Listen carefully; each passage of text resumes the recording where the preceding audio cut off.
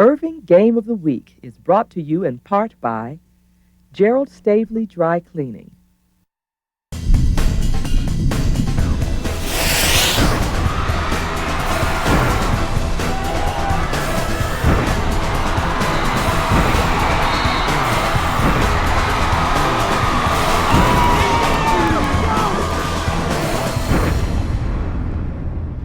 Tonight from the Lady Tiger Field, it's District 9-6A Girls Softball on ICTN as the Lady Tigers of Irving play host to the Lady Vikings of Nimitz.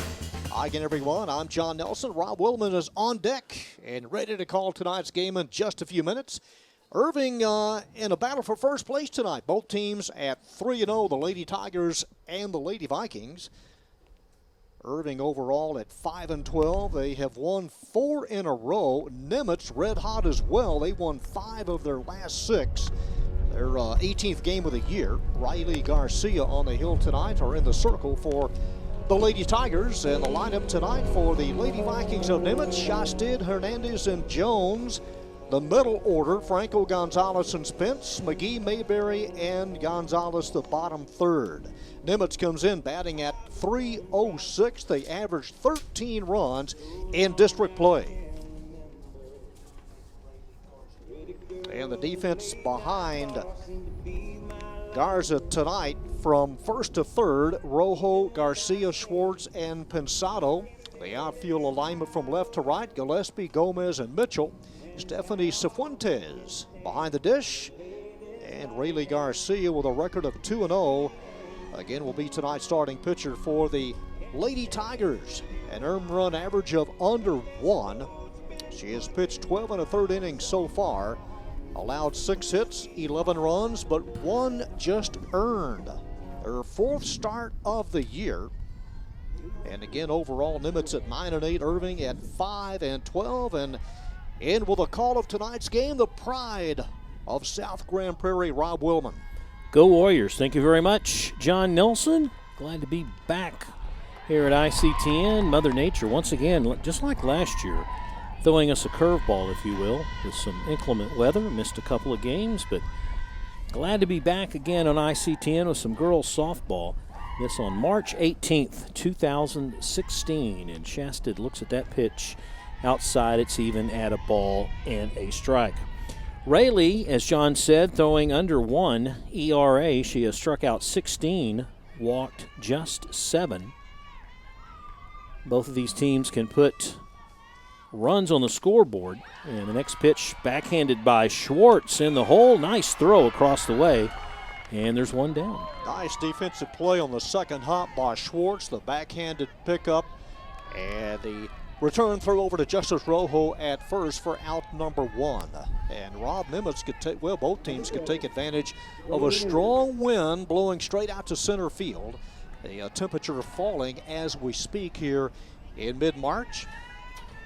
Take a look at Zoe Hernandez wearing number 7, playing first base. First pitch to her, a fastball outside, low and away for ball 1. Zoe Hernandez, during the district season, batting right about 700, 4 RBIs. She also has a stolen base to her credit and a double. Only 2 players on this Lady Viking team has hit home runs, and this is a nice one, though. Goes in the gap. Gillespie gives chase, and Hernandez with a stand-up double. That is team double number 33. Nimitz right at the top of the district in total doubles, and again, this team can hit, coming in with a team batting average of .306 as that one plugs the gap, and Zoe Hernandez with a 1-out double to left. Wind blowing from left field to center. I don't think the wind really had much to do with that one. She just got it out over the plate, and here comes their power hitter, Allie Jones, batting over 600. That gets away, and going down to third is Hernandez. So she is now in scoring position where pretty much anything will score her. Error, sac fly, base hit, of course. Jones with 4 home runs overall. She has 1 in district play, batting 900 in district. What? Not a perfect 1,000? Pushes this to right field. Mitchell has it, gloves it. Tagging at third is Hernandez.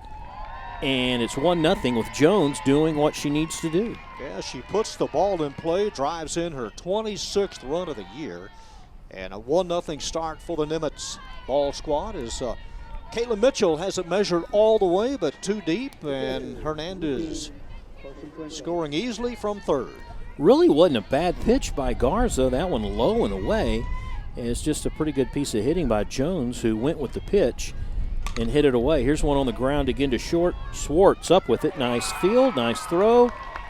Bada bing, bada boom. 2 outs that she has registered here in the inning, and we finished a half inning of ball with Nimitz striking first with 1 in the top of the inning, just like pretty much like you're supposed to do. You get a double, you get past, somehow you get sacrificed, or they move the runner, a pass ball got her to third, then a sac fly brings her home. That's just manufacturing some runs. Put the ball in play, and again a team that can hit and can score. They're coming off a 15-0 win over Skyline. There's an indication of how cool and how windy it is here in mid-March. Temperature in the low 50s and fading fast. Take a look at the starters, John, if we will. All right, Garza, Schwartz, and Garcia. The top third of the order for the Lady Tigers. Rojo, Gomez, and Rodriguez in the middle. Gillespie, Cifuentes, and Caitlin Mitchell, the bottom third of the order. And Katie Mayberry in the circle for Nimitz. She has uncorked 65 pitches so far, has worked just 5 innings, and has been staked to a 1-run lead. And behind her tonight, from third to first, Jones, McGee, Shasted, and Hernandez. The corners in the outfield, Spence and Gonzalez. In center field, Brianne Miles, Carson Franco is behind the plate. When you score as many runs as both of these teams do, sometimes you don't get all those innings in. You get 10-run ruled games, and that's the thing about at least the Lady Tigers. They go one way or the other. They've lost some games 11-0, 10-0. Then they've won some, with big runs. 10-3, 12-2 was another loss. So the thing about the Tigers is when they lose bad. But if they get things going just right, they can put together a pretty good streak.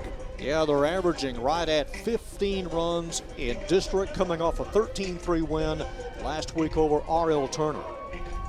They've been in the playoffs now 3 consecutive years. And trailing 1-0 as we go to the bottom half of inning number 1. All right. Again, Katie Mayberry, the starting nod for the Lady Vikings against her counterpart on the mound, Rayleigh Garza, the pitcher, wearing number 22. Garza coming into the ball game, hitting about .430 on base percentage, a nice, healthy, almost 700. Home runs, no one on this team yet has gone yard on our stat sheet. Next pitch, fastball outside corner, good for a strike. And it's even at 1-1. These are all district stats, of course. They played 3 games. I talked to Deanna, the head coach for the Lady Vikings. I was telling her, joking with her about the realignment of district back to the pitcher, Mayberry. Fields it clean, a strike to first, and there's one down. I said, you're probably, baseball and softball, probably the only sport in Irving ISD where the coaches don't care that they moved to another district. Yeah, it bodes well for them. It does. Not so much basketball and football, but for baseball and softball, I don't think they're going to see much of a difference. They might be glad to get rid of Jesuit, the boys. Those guys are pretty tough. In the shorts, a shortstop who made a couple of plays in the top of the first, steps in and looks at that one for a called strike. Schwartz, wearing number 1, batting right at 700, has drawn a couple of walks. That's what you like to see with some of your top hitters in the lineup getting on board. This one's going to go to center and fall.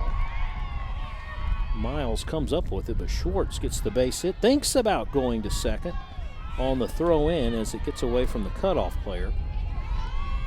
But Schwartz hit that one well.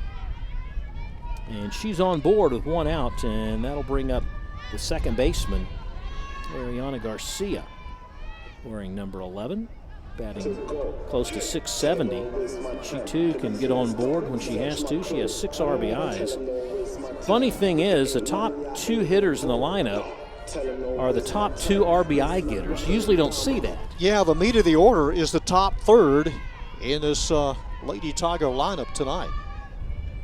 Mayberry's pitch gets away from the catcher, Franco, and going down to second, sliding, with the ball kind of hitting the runner, Schwartz. She gets a stolen base, so now she's in scoring position, and the Lady Tigers are in a position with only one out, with a couple of batters here trying to get Tamina home in the bottom half of the first. Sun went down. It stayed cloudy most of the day. They kept saying we had a 50-50 chance of rain. We got a little drizzle maybe while the guys are having to set up. That is low for a ball. Knock on wood, we'll get this one through. I think we will. The weatherman in me says I think we're going to make it. Josh Luttrell over at third, the head coach. His 5th year. Coached softball also at Bryan Adams. Fastball strike called on the outside corner as Justice was looking for an opportunity there to get the ball and try to get the pitch she wanted. Right back to Mayberry again, just like the first batter. And there's 2 down. Oh, you see this a lot, Rob, but Katie has made 2 nice pickups. A lot of times that ball can deflect off of the glove. That runner ends up easily at third, but right there, right off the webbing, able to snare it, and the easy throw over to Zoe Hernandez, and out number 2. Runner holds at second. That's the key for Nimitz. So now it's up to Rojo to either A, keep the inning alive, or get a base hit and try to bring her teammate home. Rojo looking for her first RBI of the district season. This would be a good time to deliver in the number 4 spot. That bounces past the catcher. The throw to third. Do they get her? Yes, they do. Franco with a rocket to third. And they get Schwartz trying to go on the pass ball. And she is caught going to third to end the inning. So the Tigers threaten nothing more. It ends up being a 3-up, 3-down inning. Watch the play again. It bounced right to Franco, John. Looked a little closer than we had first thought, and Allie Jones there with a swipe tag. The play goes 2-5. No runs on a hit, and no one stranded in the bottom of the first. So we go to the top of the second with Gonzalez, Spence, and McGee. Your scheduled 3. We had a little soccer there, folks, for you, and then we had a little break because of the weather, but we haven't been able to talk about some basketball. And congratulations to, first of all, the girls from Duncanville High School winning state. And then the very next week, the boys of DeSoto winning state. And like we were discussing before the game started, hey, welcome to the district, gang. Some of your district members next year. Both of which will be here. Along with Cedar Hill, who had an outstanding overall sports year. The dimensions here at Irving is 205 all the way around. Fences are 6 feet high. There you see behind home and out to center field, and the flag almost rigid and straight away center field. Get that ball up tonight. It could be trouble. Ride the wind out to right field. April Gonzalez, the designated batter, steps in here wearing number 9. Looks at that one for a ball. Typical weather, don't you think? It is now for mid-March. You got that soccer and softball and baseball evenings that can be a lot cooler than any football game last fall. Yeah, we begged for weather like this. Grounder to short. Here's Schwartz again, a busy lady at shortstop. Schwartz at short. And another assist. That ball spun funny off the end of the bat of Gonzalez and had a weird spin, but Schwartz able to make her third nice pickup. There you see the end of the play here as it kind of hugs the dirt and wasting no time and guns it over to Rojo. She hit that right on the end of the bat. That's what gave it that spin. Bring up Spence, the right fielder. Here in the top of the second. Looks at that one for a called strike. Home plate umpire a little delayed. She'll yell it out first before she holds up the right hand or the right arm, whether it's a strike or not. Gives the fans time to guess. Was it a strike or a ball? Well, sometimes you can see her kind of yell. You can watch the body language. That one's right across the plate, but fouled out. And it's an 0-2 count. There's Coach Deanna Williams at third. Talked to Deanna before the game, said, size up the team for me. She goes, well, it depends on what day it is. Some days we look like we're just unbeatable, and some days it looks like we're unwinnable. Let's size it up for March the 18th only. Yes. She says when we're on our game, we can be pretty strong. She still feels pretty good about how they will finish in district and make postseason and try to go on from there. Well, she has a good group, 6 seniors, 5 juniors, 3 sophomores, and 3 freshmen. Spence right at 500 in district. Pops that one up past the shortstop. There is Schwartz again with another put out for this lady. That's the 4th assist and the 4th put out for her at short, wearing that mask at shortstop. Yeah, she's been involved in 4 of the 6 offensive plays so far. And this will bring up her counterpart at shortstop. Tasha has good wheels. Let's see if she tries to bunt her way on. Third baseman Pensada down the line a little bit closer down than she has been the last couple of batters with the speed of Tasha. Mayberry on deck if she gets the opportunity. 2 down. And the 1-0 offering bounces right in front of her. And it's 2-0. McGee wearing number 8. She has yet to draw a walk in district play.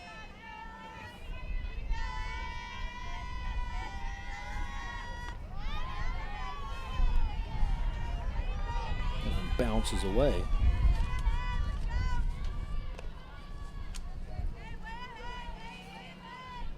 And the count just like that is 3-0. So Garza 1 pitch shy of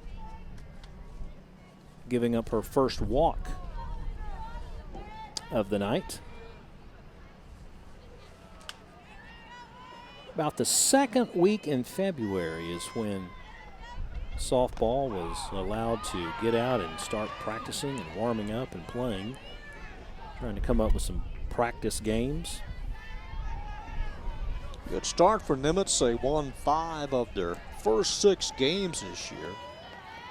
Opened up with a 24-2 win over Newman Smith. Nice start. It's fouled right back. Played some interesting teams this year with Rio Grande City and Roosevelt. Robert E. Lee. Eastwood.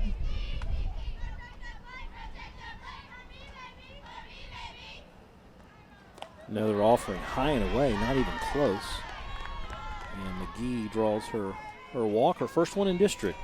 8th walk given up by Rayleigh Garza. On the year, again, comes in with a record of 2-0.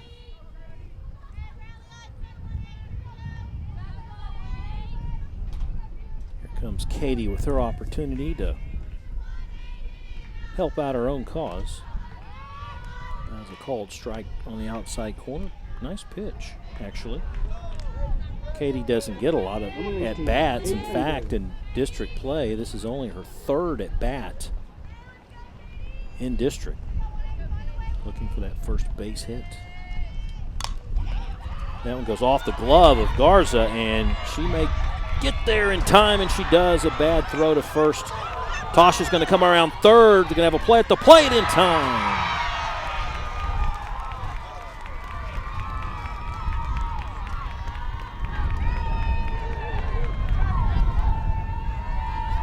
I don't know if you give them an error for that or not, John. Well, you gotta eat it. So, I mean, you got to keep the runner at bay, and right here, just eat it and don't make a play at first. The underhand toss goes off the facing of the dugout as McGee races around third and a head-first slide home. And a 2-0 game, and the courtesy runner for Nimitz is Autumn Downs. Downs is an outfielder and a sophomore. We'll give her a fielder's choice on that and an E4. Not an E1. As McGee scores, the throw was just over the head of Rojo. She had no chance. All this coming with 2 outs. Nimitz making things happen here in the top of the second. That pitch laid a little off of it, but outside for a ball. 1-1. So now Downs at first. Gonzalez, the left fielder. The 9th hitter in the lineup. Some mistakes for Irving coming in the bottom part of the lineup, and now Garza falls behind 2-1. That is Downs there at first. Has the pad around her wrist, forearm there on the left side. And the catcher, Cifuentes, he's looking over at her coaches, looking for the call. Here's the next pitch. Got that one over. Floated it right over the middle as Gonzalez takes it all the way. You usually see a lot of those type of pitches to the 8th and 9th batters. They're not used to those off speed. Let's see if she comes back with the same thing. He's fouled back. There's Marissa hanging tight here. Just got underneath it.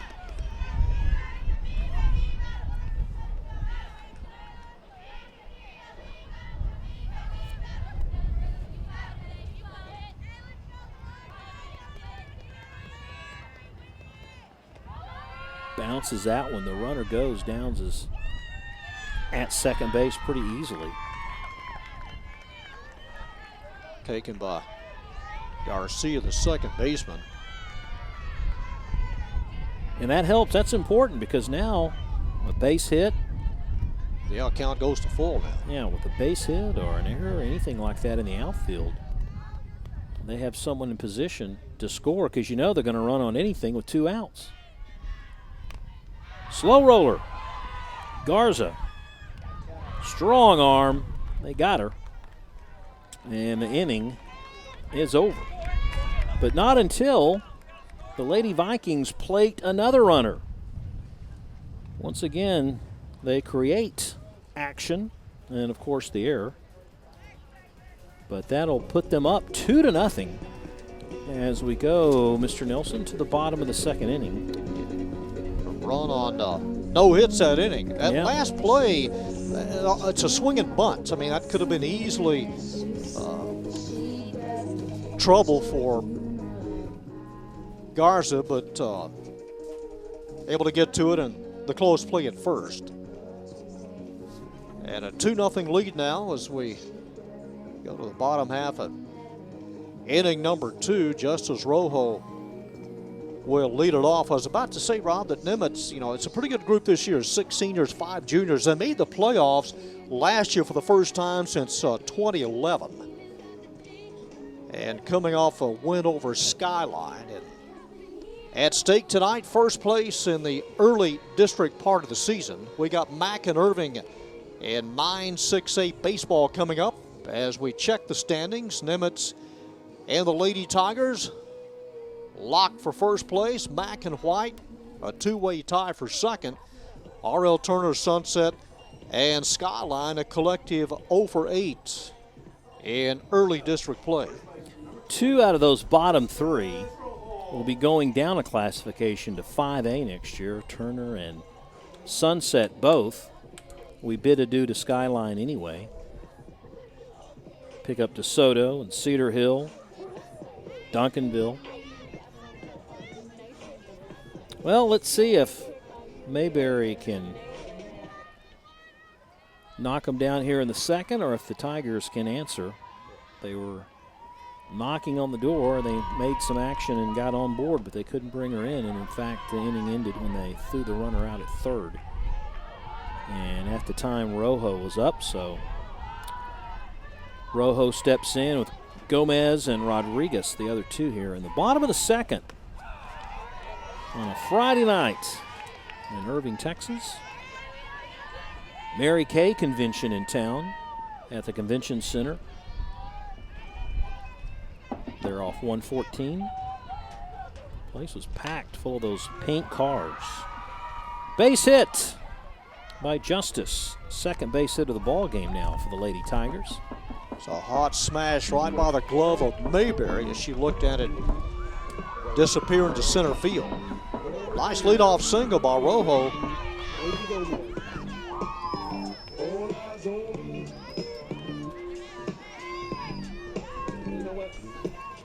Seeing if we had a courtesy runner or not. No. Daisy, D-A-Z-Y. Yeah, I saw that spelling at the beginning. Haven't seen that before. There's a company that makes recreational vehicles called Lazy Days, and it's D-A-Z-E is how they do. Really? Yet a third spelling. Yeah. There's a strike called. They make BB guns? No, not that I know of. Daisy hitting .500. 5 RBIs so far, and she hits that one hard but foul.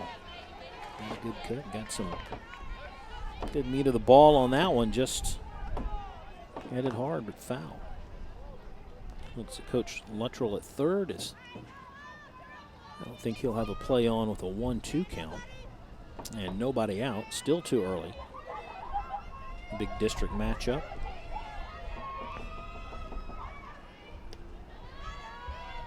Coaches love these games and they hate these games. It's a love-hate thing when it's your rivals you're playing.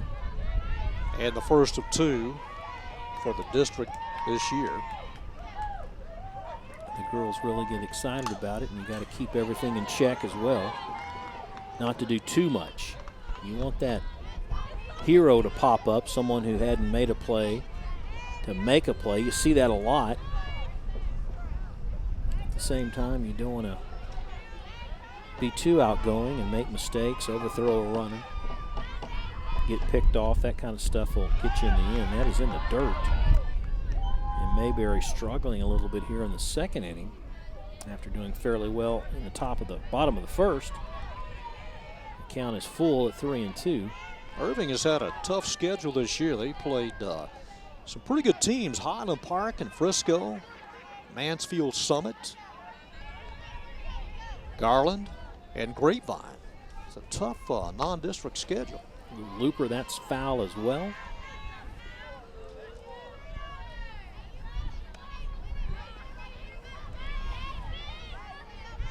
Game number 18 for both of these teams.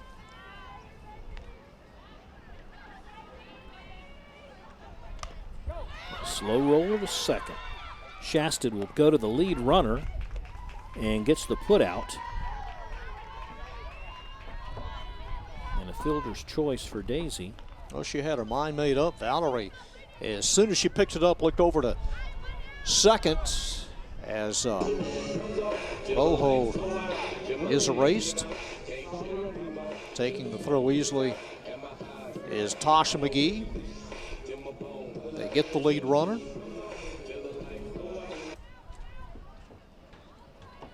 Well, that's what you're taught. Get the lead runner. Although Gomez probably a little faster down there at first. But I like what Valerie did. She stepped back, got the good angle on the short throw of maybe 20 feet. And like in football, you notice there, she's looking at her wrist just then. And almost like the coach is calling out numbers, and they just look at their wrist and decide what to do. Well hit to right. Right fielder just looks at it fall in front of her, and now they have runners at first and second. With the only one out, Spence was kind of in no man's land out there in right. Do I go for it or do I let it come to me? And she played it safe. And Rodriguez gets the base hit. Watch it again, John. Yeah, it just goes with the pitch on a ball that was outside, and Spence right there making sure that it doesn't go behind her, and also making sure she doesn't throw one that gets away from Valerie at second base.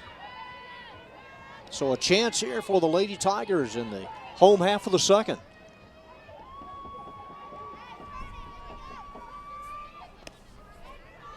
That is inside for a ball. So, yeah, just think, they had a runner in scoring position in the first, couldn't make anything happen. Now they got 2 on in the second, but only 1 out this time. With Gillespie up, it's going to be up to that bottom third of the order to make things happen for the Lady Tigers. Gillespie, then Cifuentes, the catcher, after Mara. Gillespie looking for her first base hit in district. And if you're a Lady Tiger, boy, what a great time for that to happen right now. And there she did, first base hit in district. That will bring in a runner. The center fielder, Miles, watches that one go through the wicket, and it goes all the way to the fence. And coming in to score is also Rodriguez. And we've got a tie ball game at 2 apiece. Well, you called it, looking for her first hit as she drives it by Valerie Shasted at second base, and Miles coming in from center field. And that's where the trouble started. Watch right there, though. The center fielder misplayed it. Miles did. So we get a base hit plus an error on the center fielder to allow the second run to score Rodriguez. Deanna comes out with a little pep talk and get the girls focused once again. Started rather well, and now here in this inning, I mean, the only reason they got a fielder's choice, and that's the only out they've picked up, and now the Tigers have tied this thing up. They have a runner at second base. Again, just 1 out.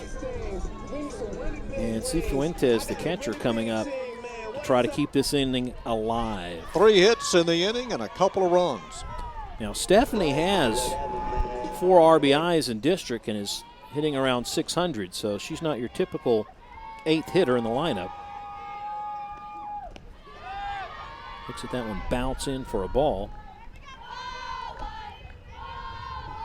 Well, that's the thing about the pitching.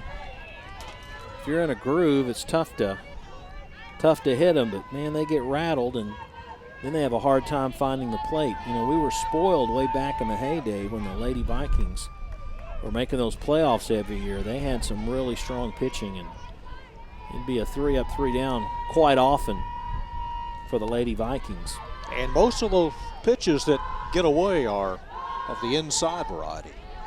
Allie Jones down the line at third, and Zoe Hernandez likewise at first.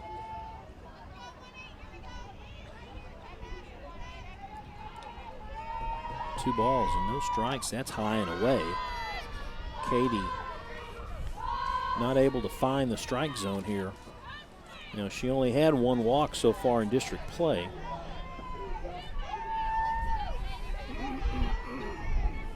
Hasn't given up any tonight, but she has given up 4 base hits in our books in a fielder's choice. That is inside, and she does give up the first walk.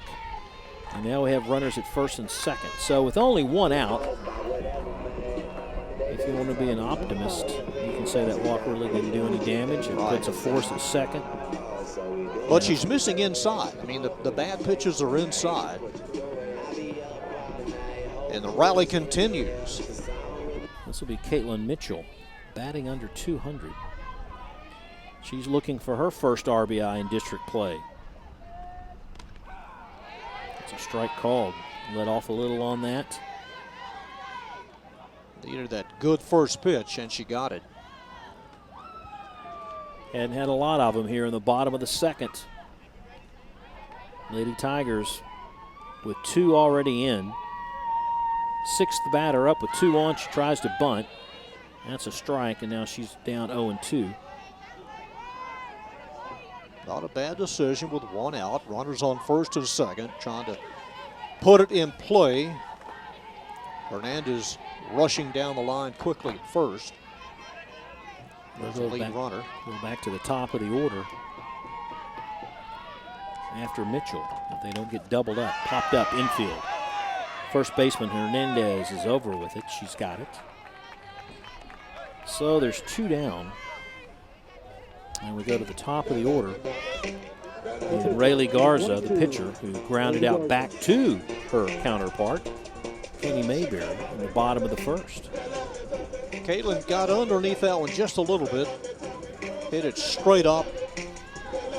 Runners having to hold. Again, the bases are only 60 feet. I mean, these are a little closer than what you're used to.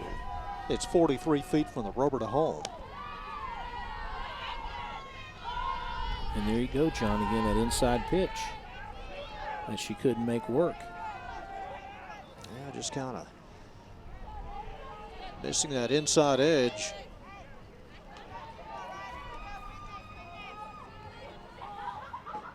Franco with the call, and that is high. Yeah, got away and she knew it. Yeah. Kind of upset herself on that last pitch. The thing is, with Katie here in the first couple innings, you can tell when she's ahead of the count, she does so much better.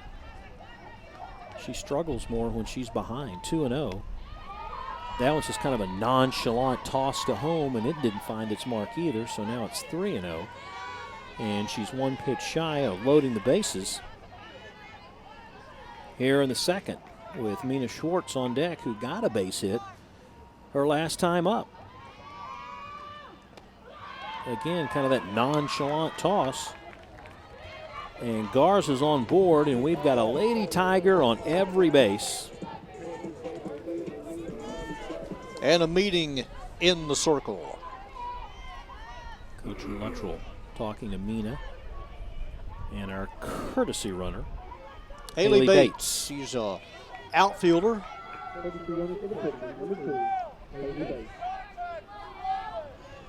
Evelyn Pensado was the flex player tonight for Irving.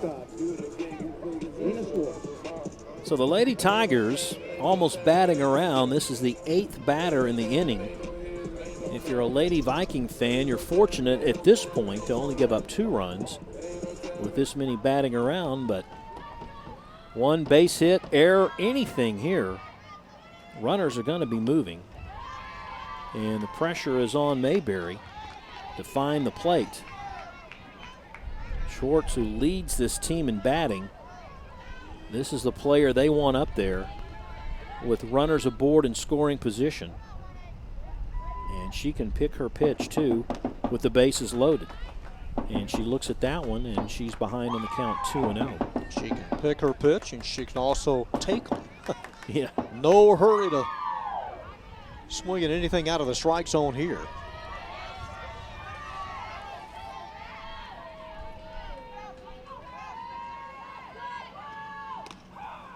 That one just hits its mark. The delayed call from behind the plate. You can read the lips of Luttrell. He says that's 1. Sure, you got 2 more. It's a good view. You like the chain link? Would you sit behind home plate behind the chain link if you were given the opportunity, or would you rather sit down the line without the fence? Halfway up the line, either first or third, about halfway up. That's your choice. Not a bad choice. But you'd miss one of the blind spots either on left or right field in the corner. So I like the lower upper deck, like the very first row, the second deck. If there was a second deck here. That pitch, strike called, drops out of the glove of Franco. That's a big pitch. That was A huge for Katie. Count. Yeah, 3-1 at the time. Now it's 3-2. But see that band she has? She's pulling it up now. But all the players have them, and it has those numbers of what the coach is calling on what they want to do. It's kind of a reminiscent of football and the quarterback and what he has on his wrist. Here's the 3-2. Pop to right center. Will they get over in time? Spence gives chase. It goes in the alley. One run. Gillespie scores. Cifuentes, she scores. Coming around is Bates. And they clear the bases. Schwartz delivers. And that's why she's the leading hitter of the Lady Tigers. And they've exploded for 5 runs here in the bottom of the second.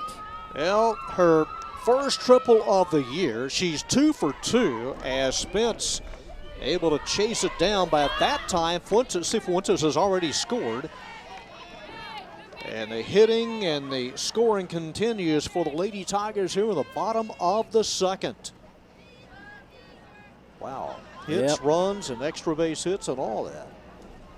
Yeah, I think it just gets down to where you're at pitching-wise, whether or not you can stay ahead of the play or not. And let's see if they've brought another pitcher in. It appears that they have. It's going to be number 17. Megan Cooper. We have seen Megan grow up on ICTN. We've watched her play Summer League softball for about 2 or 3 years. And then last year was her first year from Nimitz. We watched her on ICTN. And now we're watching her again this season. Her delivery in the past has been very compact and like a short little, she does the windup and just kind of lets her rock. She has a little bit more of a follow through than what she's had in the past. I'm sure the coaches have been working with her. She comes in almost with 5 innings under her belt here in district, giving up 3 hits. She's walked 1, struck out a couple. And she comes in a position now with a runner at third and 2 outs. She can give up a walk, but not a base hit or anything else. It was a nice piece of hitting by Mina Schwartz. She took a 3-1 pitch to bring the count to full and hits one deep to right field over the head of Spence. And a perfect 2 for 2 night. Came in with a batting average of 700. Yeah, you can definitely see why she's the leading hitter on this team. On base percentage was about .77. And now Cooper comes in. Cooper has a pretty good fastball, but she also will come up with some control issues in her early years. We'll see how she's matured on as she's gotten another season older. And we have seen her, we saw her last year come off in relief for these same Lady Vikings. She takes a minute, gets her thoughts together. And Garcia, the 9th batter in this second inning. Nice pitch for a called strike right down the middle. Prime objective, get this 3rd out and Stop get out the of bleeding, here with right? no more than 5 runs allowed. Outside court. Called strike 2. Both of the walks that Katie Mayberry gave up came around to score. Garza and Cifuentes. Well, both of these teams have scored in double digits in district, so we knew that they could put some on the board. There's a slow roller. Third baseman guns it, and they got her. Oh, that was a tough play as Jones comes up a throwing. Hernandez holds on at first. But the damage has been done. The Tigers score 5 runs. The big one, a triple by Mina Schwartz. We go to the 3rd.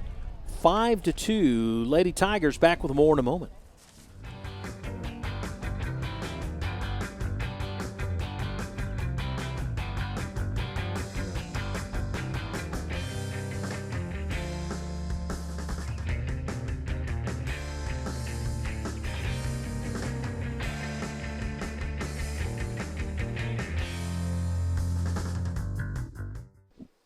All right, as we head to the top of the 3rd inning, we'll give it over to John Nelson to call us through. All right, Rob, this ball slapped to short. A diving attempt by Schwartz to slow it up, but trickles out to left center field, and a leadoff single for Valerie Shasted. Rayleigh Garza with a 3-run lead now. That's a third hit for Nimitz tonight. Want Schwartz here, go to her left, got a good jump on it there, almost tracked it down, but had she got up, Shasted was only about 10 feet in front of first base and would have reached easily as this one gets away on the bunt attempt by Zoe Hernandez, who doubled and came around to score the first run tonight for Nimitz back in the first. 5-2. Irving on top. Again, both teams 3-0 in district. Valerie Shasted, the runner at first. Allie Jones on deck here in the top half of inning number 3. Zoe came in on the year. This one hugs the line at first, but goes off the line, and the count at 0-2. Zoe came in hitting .481. That average will go up. That double back in the first was her 27th hit of the year. She's second on the team in total hits.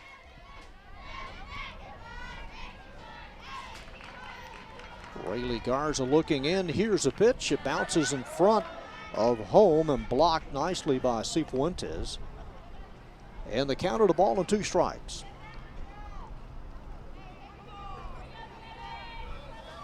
Five runs on 5 hits for Irving. A couple of runs on 3 safeties for Nimitz. Top foul as Pensado picks it up and foul ground off third.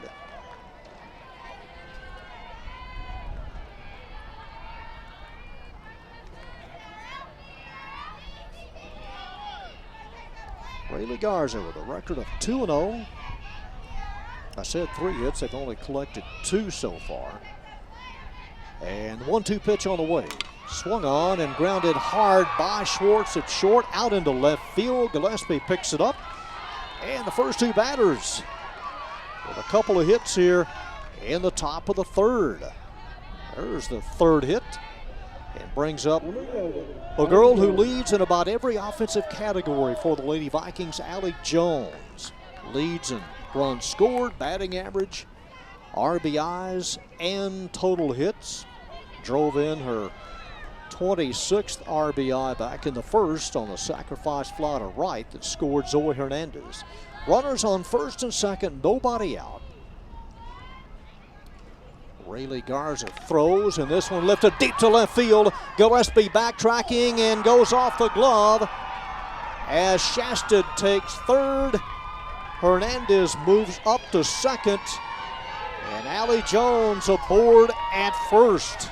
Well, I thought that one had a chance as soon as it left the bat, and Gillespie in left, looking up, and now looks down to pick it up, lost it, and the bases are loaded here in the third. I think she just lost it in the lights. Yeah, never touched it, so got to give Allie Jones a single, and here's Carson Franco, the catcher. Just like that, boy. Lady Vikings within striking distance here. And the first pitch sails outside. Shasted at third, Hernandez the runner at second, and Allie Jones at first. Well, Carson grounded out her first time up. Just a typical Viking Tiger game, huh? And plenty left in the tank. Oh, yeah, this one far from settled. Here's the pitch, swung on and grounded hard out into right field by Garcia. Shasted will come around to score. It is 5-3. And the first 4 batters with base hits here in the third. Franco doing what it takes. Number one, going the opposite way because she knew if she hit it to second that they would probably score a run. And that one goes right past the first baseman and the second baseman. Not only does she hit it behind the plate, John, but she knocks in a run to boot. And we'll have a pinch runner At first base, Toby Sturdy. Now running for Carson Franco, the catcher. Still nobody out. 4 consecutive hits, and April Gonzalez, the DP, is up there. She grounded out to short like Franco did her first time up. And blocked by Cifuentes. So just as productive as the inning was for Irving, it starts out likewise for the Lady Vikings here at the top of the 3rd. April came in batting .325, and the 1-0 pitch goes to 2-0. That's the thing about these teams. Their bats come to life top to bottom in the order. Again, one team has scored 10 or more runs in 6 straight meetings between these two. So not only this year, but just playing each other in the past, you see that happen. That one misses up high, ball 3. No place to put Gonzalez with the bases loaded. It's a 5-3 Irving lead. Nobody out here in the top half of the inning.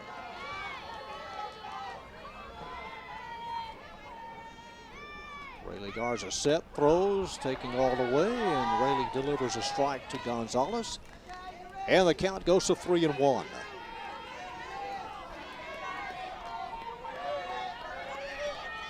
Valerie Shasted has come around to score this inning.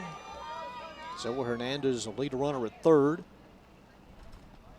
And the 3-1 pitch inside. It's 5-4. Be an RBI for Gonzalez on the walk. As Zoe Hernandez scores, the other runners move up. And time called in a meeting at the mound. Yep. When the season's over, it's an RBI for April. In March. Yeah, you won't know. Yeah, how about that? March. You'll never know. Was it a base hit? Was it a walk, a hit batter, an error? No, it's an RBI. An RBI is an RBI. So look at this again. With no outs, Nimitz, if you expected them to roll over, forget it. It's not going to happen. We'll be on the same campus next week on ICTN. It'll be baseball. The Cardinals against the Irving Tigers. Replay of that starts March 27th at 8 p.m. I believe that's Easter Sunday. Number 14. Easter came early this year. There is Skyline in the red playing Irving. The batter is Marissa Spence. And takes strike 1. Let's set the runners. Allie Jones at 3rd. The courtesy runner, Toby Sturdy, at 2nd. And April Gonzalez at 1st. There's how it looks from high home. There's the third base angle. And the lead runner, Allie Jones.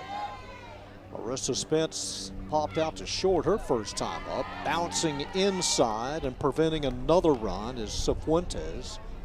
Not much room between the backstop and home plate, maybe 12 feet. Yeah, you have to be pretty daring, wouldn't you?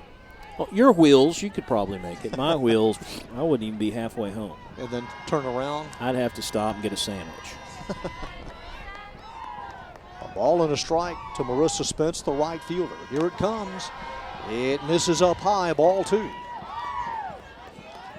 With no outs, if you're Spence, I'm like, make her throw strikes. I'm sure the coach has probably said the same thing. A 2-1 count, a hitter's pitch, if you will, coming up. Marissa came in batting over .500. And the 2-1 pitch is swung on and fouled over the first base dugout in between the fields. You know, she had 5 RBI coming in, so I wouldn't expect her to leave the bat on her shoulder, would you? Oh, I would not at all, with nobody out and playing with house money here. The best kind of money. Big gap between short and second. She's got the middle if she can get it past Garza. 2-2 pitch is chopped foul. Just got a piece of it on a ball that sailed inside. Kind of a break for Rayleigh Garza on that pitch. Still looking for out number 1. It's a 5-4 game. Again, Nimitz coming off a double-digit shutout over Skyline.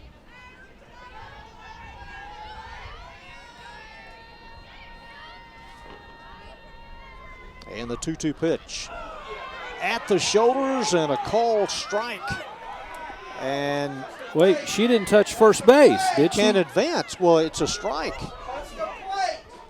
The bases were full. Can't advance. That's a strikeout, out number 1.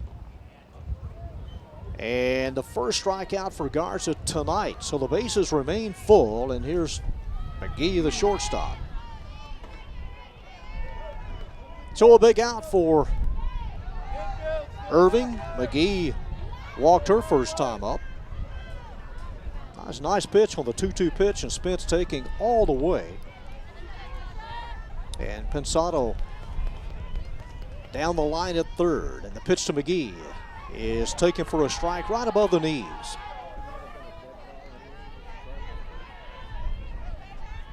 Outfield mostly straight up for Tasha McGee, the shortstop, hitting 7th in the lineup tonight for Coach Deanna Williams. Pitch on the way, a swing and a miss. Couldn't catch up with it, and the count at 0-2. Oh, be a big out for Rayleigh if she can get McGee here. After giving up, 5 base runners in a row? That's correct. You are right. Looking in, maybe didn't like that setup by Cifuentes as Tasha McGee steps away. Wind started out blowing straight towards right center field. It has subsided just a little bit, but still out of the north. The 0-2 pitch inside, and the count at 1-2. Nimitz with a collective team batting average of over 300. They're missing the GERS, but the TI is blowing out there pretty hard. The 1-2 pitch, a swing and a miss. And Rayleigh Garza with a couple of strikeouts here. The bases remain loaded. And Katie Mayberry, or Megan Cooper, is the batter. Megan Cooper in relief of Katie Mayberry, so Cooper's first at bat.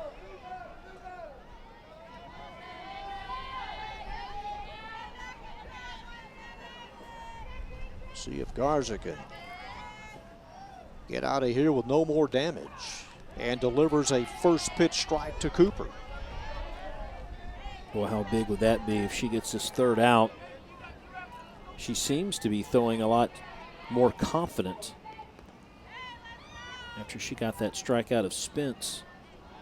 4 singles, a walk, and a couple of strikeouts here. The 8th batter of the inning. Bounce, blocked, and the count level at 1.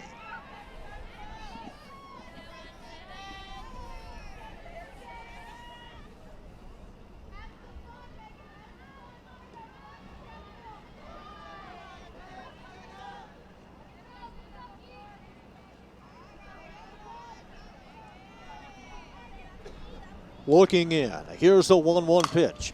Lined foul as it takes a short hop in front of Rojo. And picked up on foul ground.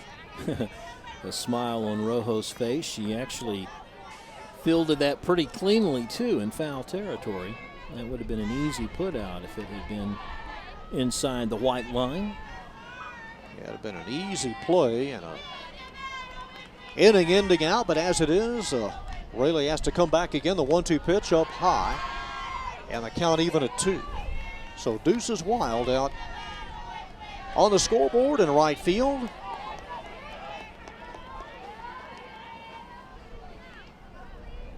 There's the runner at second. Toby Sturdy, in the 2-2 pitch is over but high, ball 3. Missed at the shoulders. Megan did a good job of laying off on that one, didn't she? Able to hold off. And a 3-2 pitch coming up. Tight bases, you can't be off with a pitch. And here it comes. Swung on, hit to Swartz. And she tags her, the bluff tag, the runner in between second and third, and throws to Rojo, and they get out of here. So a nice piece of pitching. What was the out? Was it the tag or the toss? I couldn't tell if she got her or not. Let's watch the replay. Well, no, look, the ball's in her right hand. Yep. So she had to throw to first, and a good pickup by Rojo at first base. Well, a couple of runs, they leave them loaded on 4 hits. No errors, and a couple of strikeouts, and then Schwartz with another assist tonight to get out number 3.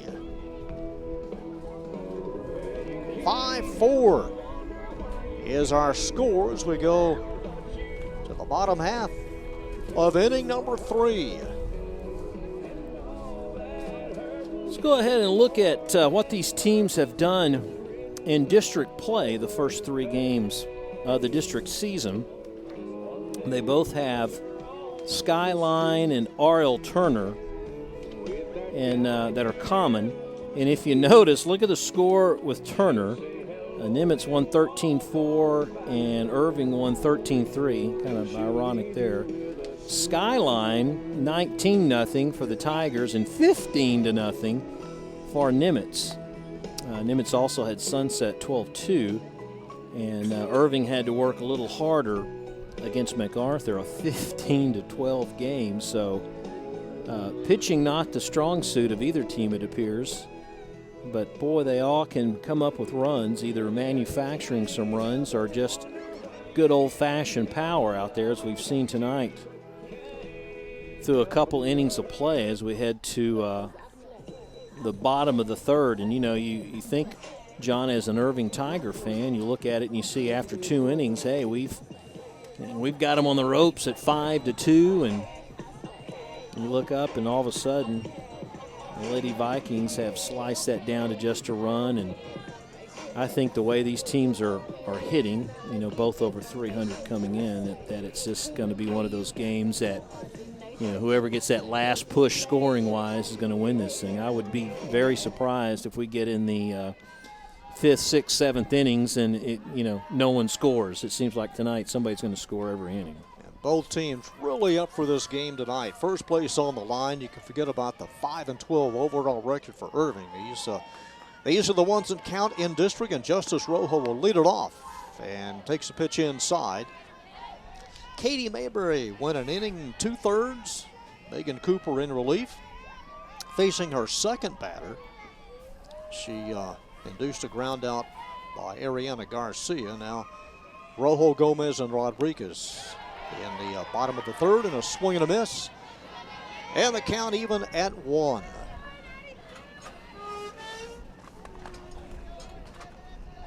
Megan Cooper, one of 5 juniors on the Lady Viking squad. Pitch to Rojo. This one slapped foul by Allie Jones. Jammed her on it, and she basically fought that one off. Rojo, Gomez, and Rodriguez collectively tonight 2 for 3.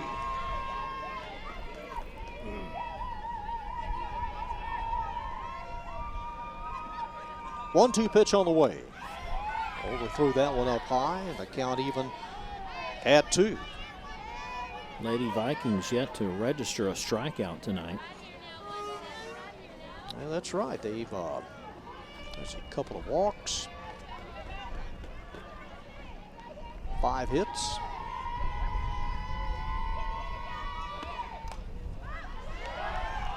front of that one, and that pitch up near the eyes and foul off, and the count holds at 2-2.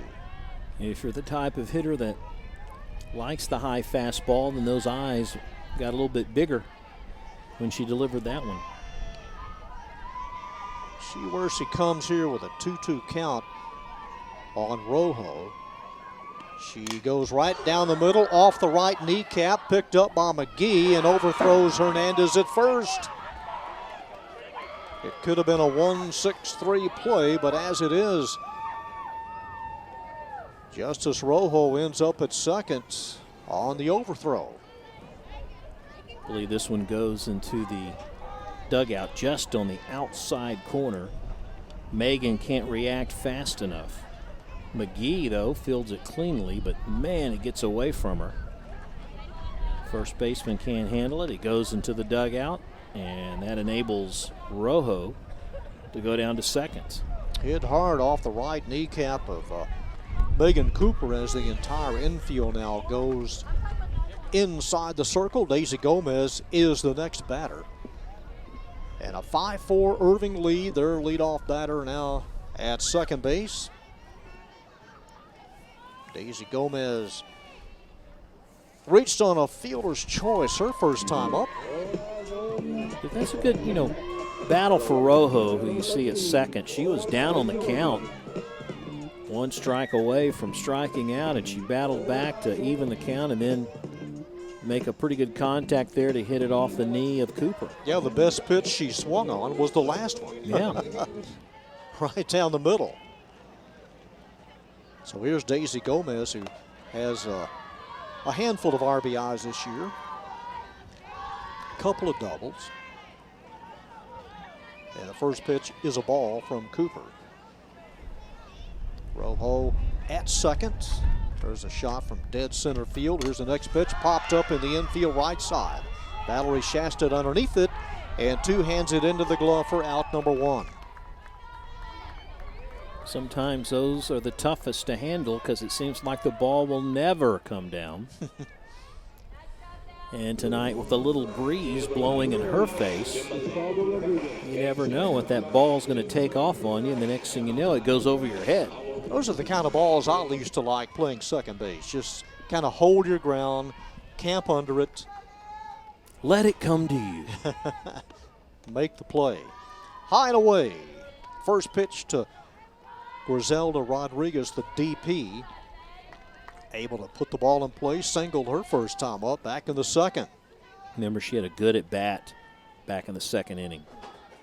They scored 5 runs in that second.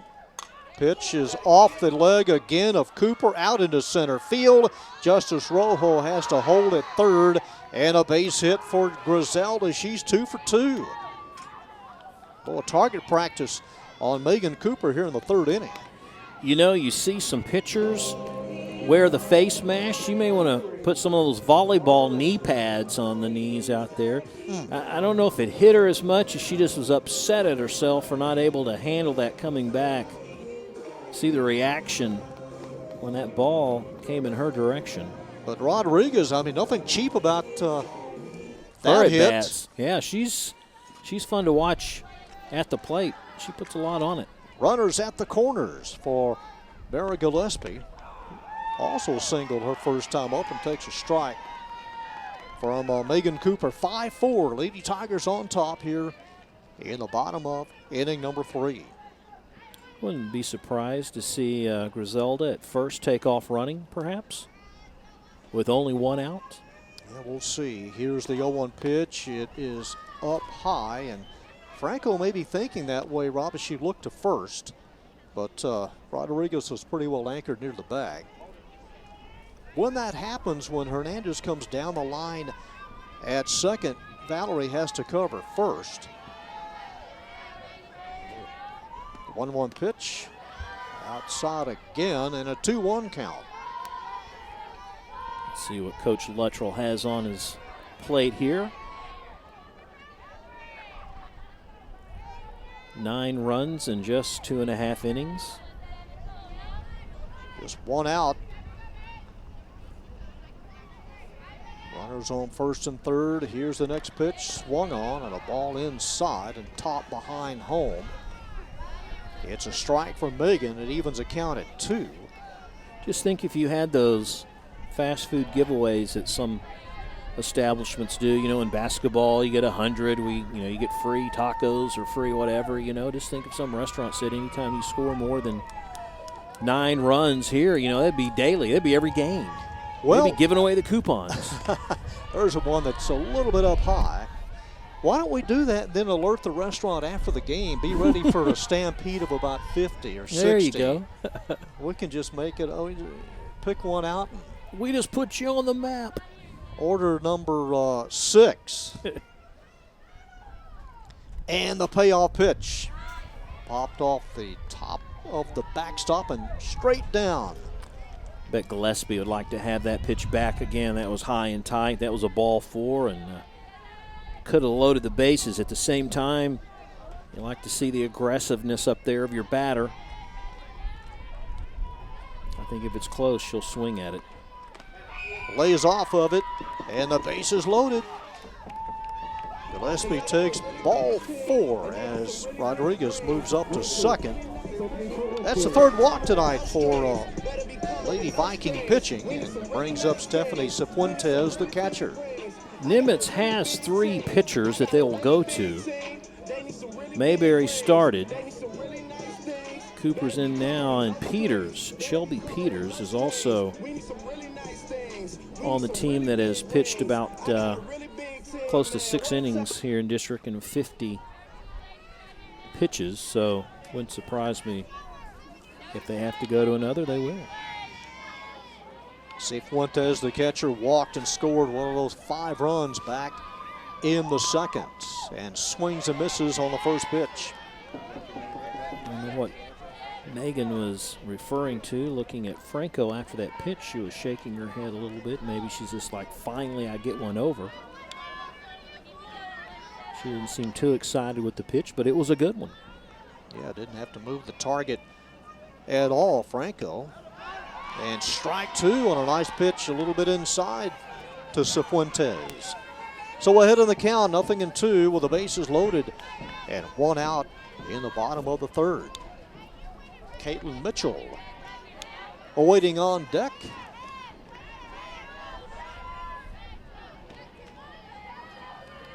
Lady Tigers occupy the first base dugout. And here it comes outside. Justice Rojo at third, Griselda Rodriguez at second, and Mary Gillespie, the runner, at first. Good crowd tonight. They're all bundled up, but hadn't stopped the faithful from coming out. The 1-2 pitch to the left side. McGee will come home. There's the force in out number 2 as Rojo is erased at home. Nicely done by the infield as they were playing in. And instead of going to first, they went home to cut off the lead runner. Watch McGee at short. This time she keeps the throw down on target.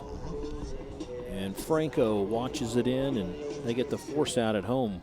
Nicely done by the Lady Vikings. 2 outs for the right fielder, Caitlin Mitchell, who popped out to first.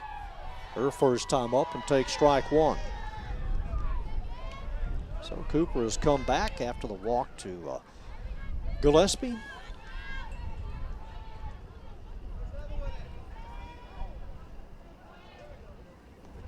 Base is still loaded.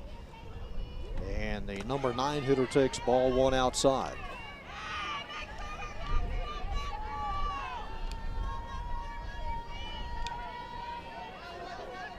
(5-4), Irving on top. Lady Vikings trying to nail down this third out after 2 of the first 3 runners reached base. That one misses outside, ball 2. Again, Katie Mayberry lasted an inning and 2/3, gave up 5 runs on 5 hits. She walked a couple.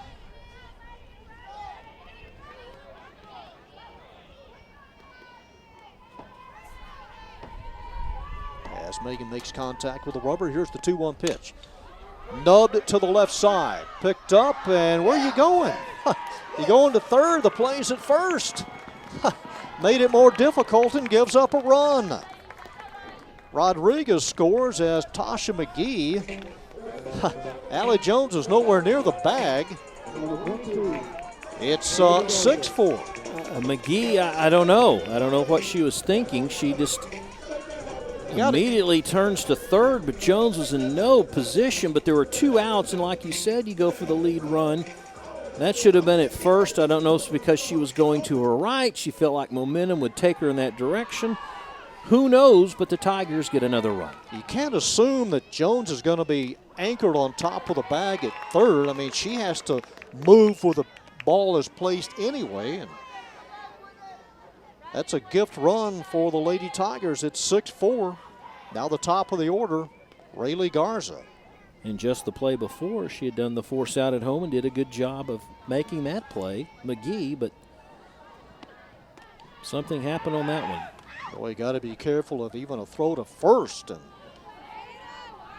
the runner not caught off the bag. Rayleigh walked her last time up, rounded out also, so officially 0 for 1. Now a 2-run lead for Rayleigh Garza. Yeah, you can't blame Cooper on that one. And she got the batter to ground to the infield. I mean, Zoe was waiting for the throw at first. The ball hit by Mitchell. Here's the 2-1 pitch. And that one inside, ball 3, bases loaded. And a 3-1 count to Rayleigh Garza. Came in batting over 400.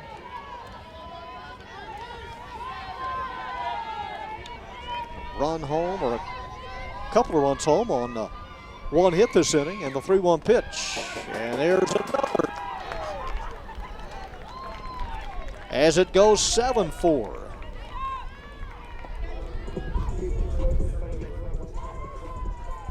All other runners advance. And an RBI for Rayleigh Garza. A 3-run lead now, and Mina Schwartz is the batter. And back in the second, this is what Miss Schwartz did with the bases juiced. Hit it in right center field, cleared the bases, opened things up in the bottom of the second.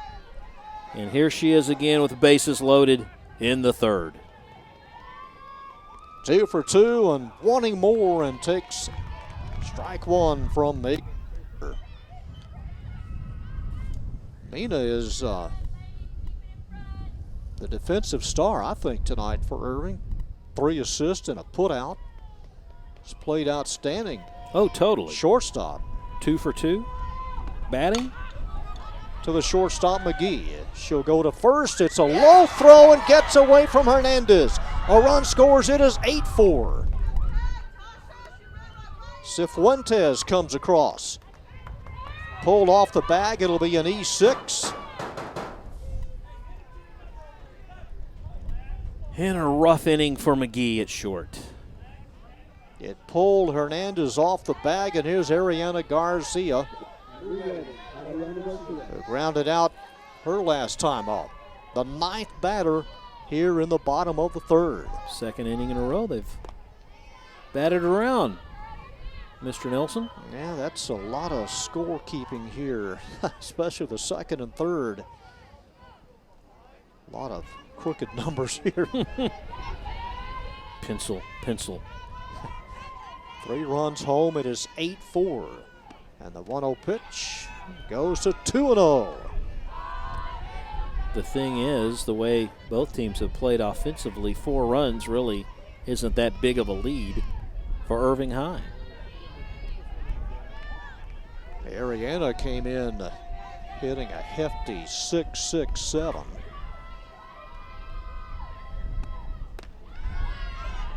And is 1 pitch away from reaching base.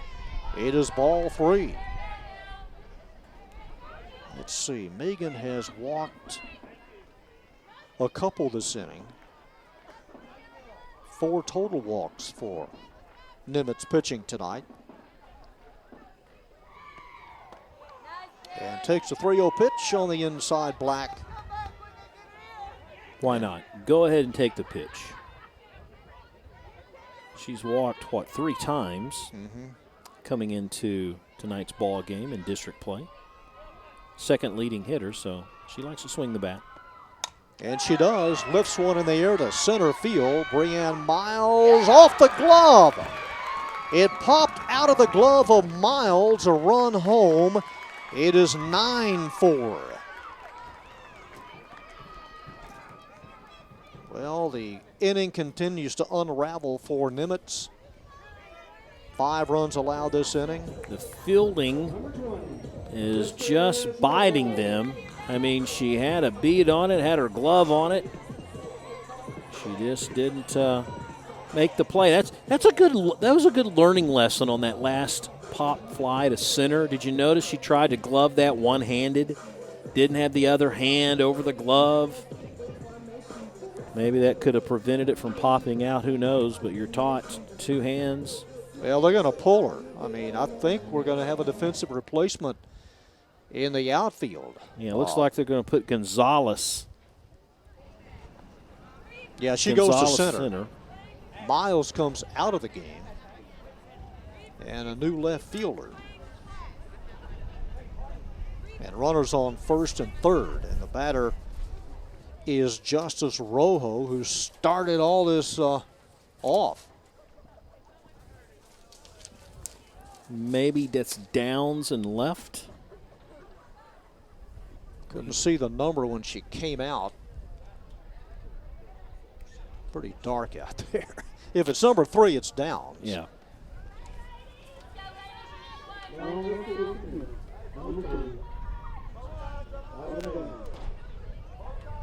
So Downs is in left field. Justice Rojo is the batter.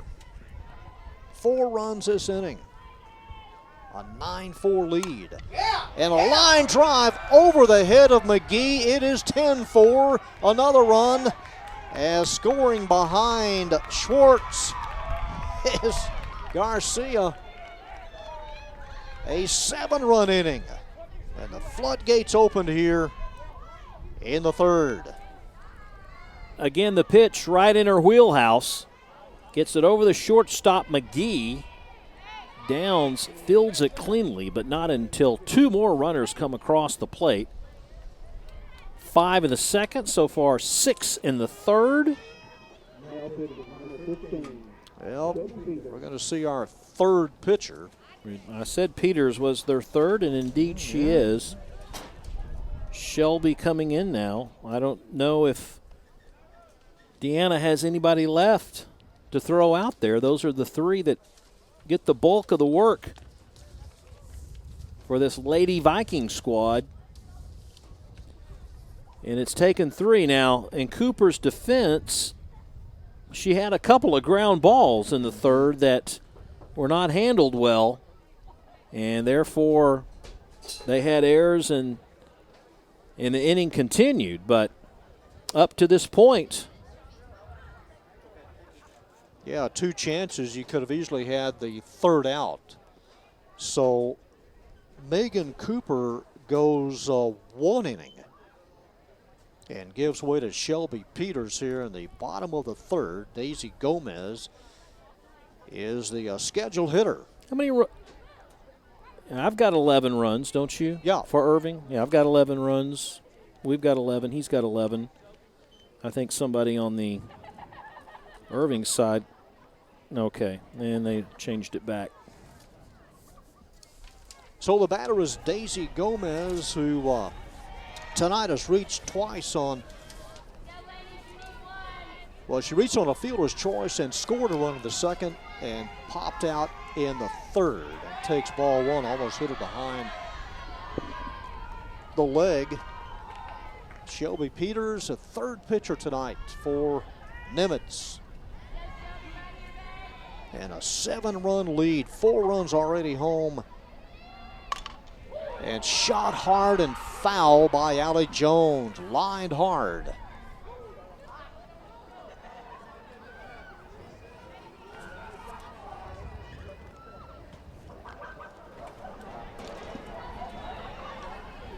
So Rojo at first. The bases are cleaned.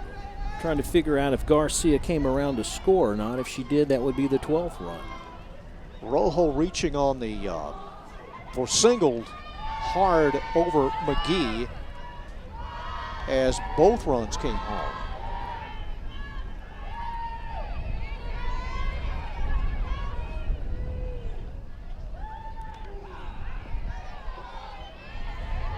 Double check. The count 2-2.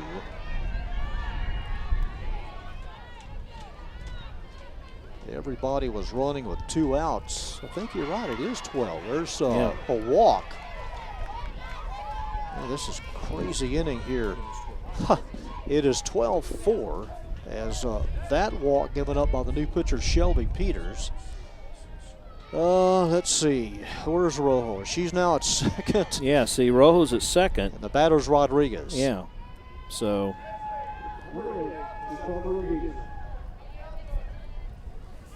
So it is 12-4.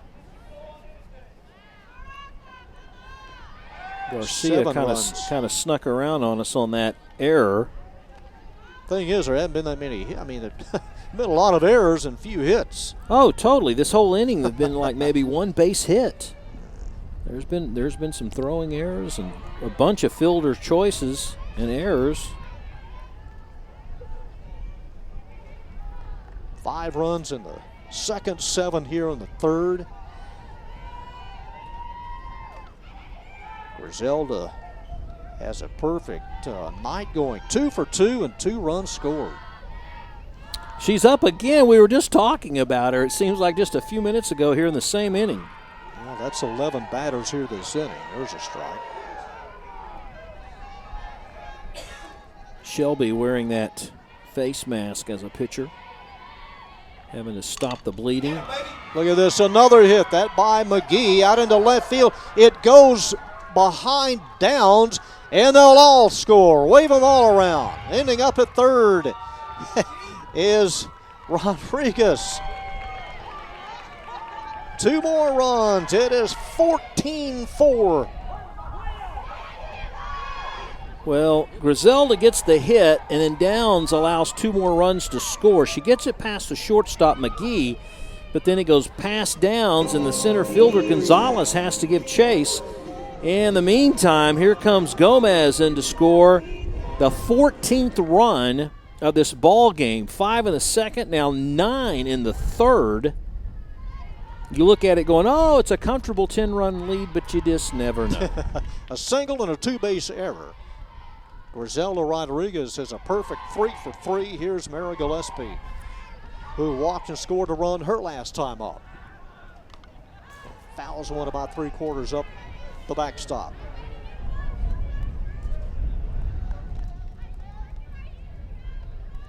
So 9 runs home. They may not be done yet. A runner at third.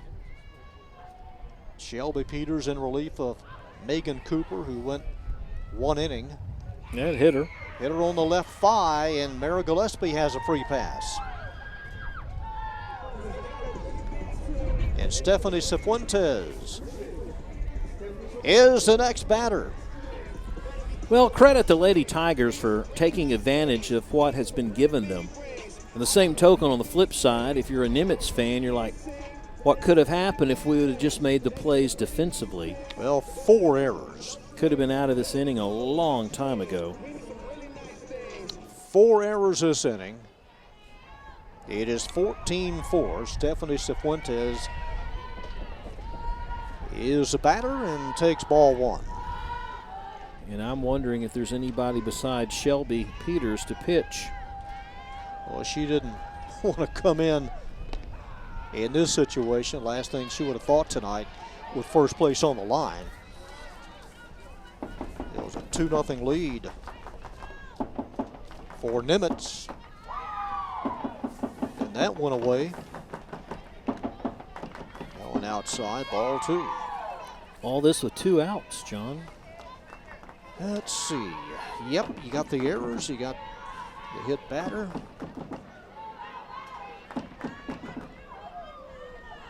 And the 2-1 pitch is topped foul off the left foot Fuentes, and that hurt. Yeah, I don't know if it went off her knee, but she's the catcher, so it's doubly painful because she's going to have to squat down next inning if she can get this one to quit hurting. Man, if you're Let's thinking. see if we can look at it again. Did it get the foot or the knee? Let's see. On top of the foot. Right on top of the foot on the instep there, the left side, the left foot. The dogs are barking. You know, if you're Irving or if you're Nimitz, you're thinking, why can't we get this third out? And then Stephanie has to pay for it. I go through this for that. How many have they sent to the plate? 12 here in this inning? 9, 10, 11, 12, 13. This is the 14th batter in this inning. And they want more. Oh, I love you. We believe in you. Trainer comes out. Stephanie trying to get some kind of feeling back, but that one right on top of the foot. Rub some dirt on it. That still hurts. That stings on a cold night. I'd love to know where that came from. Rub some dirt on it. Nobody ever. Like that's going to help. I've never seen dirt cure anything. Have you? They did that, the miracle cure of the 20th century. No trainer would ever have a job. That was some of that elixir back in the 1800s. If you use this dirt, it has some healing power.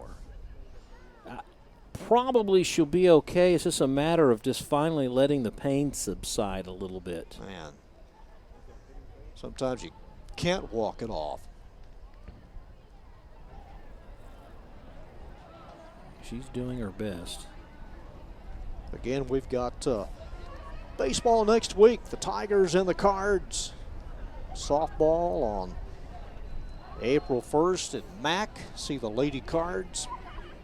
Baseball again on April the 5th.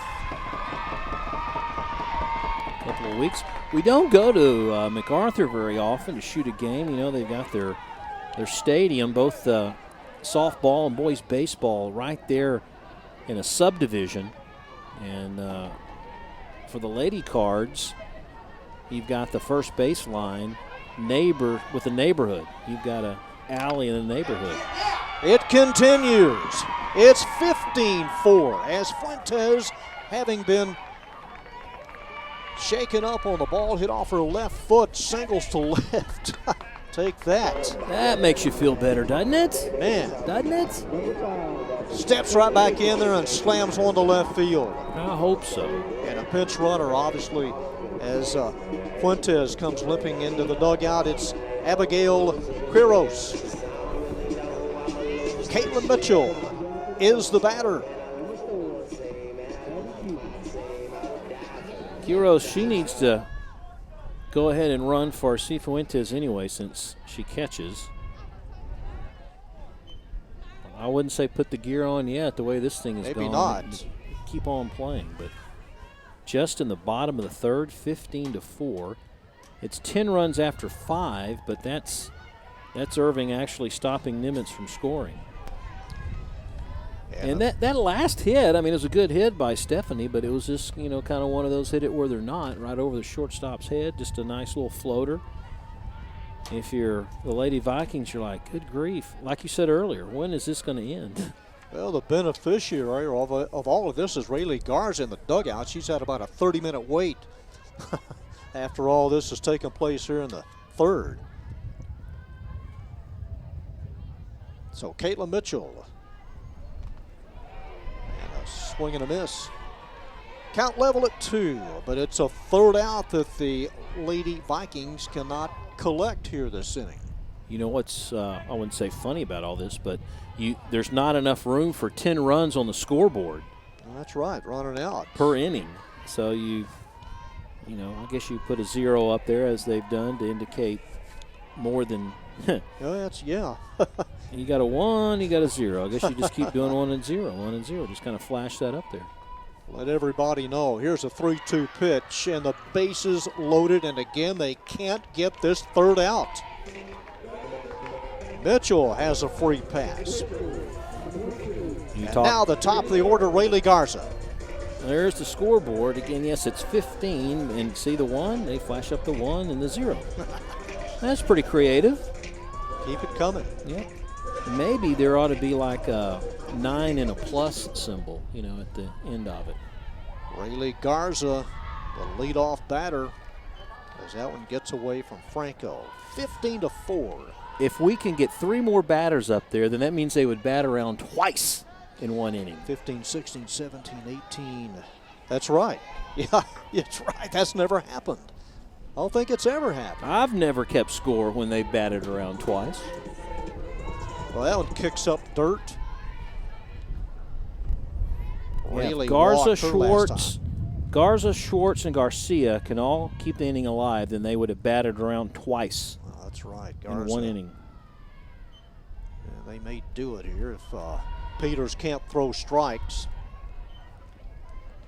Base is jammed. It's a 3-0 count on Garza. She's walked twice. May do it again here. Also grounded out, so officially 0 for 1. There's another walk and another run home. So 2 RBIs tonight for Garza on that walk.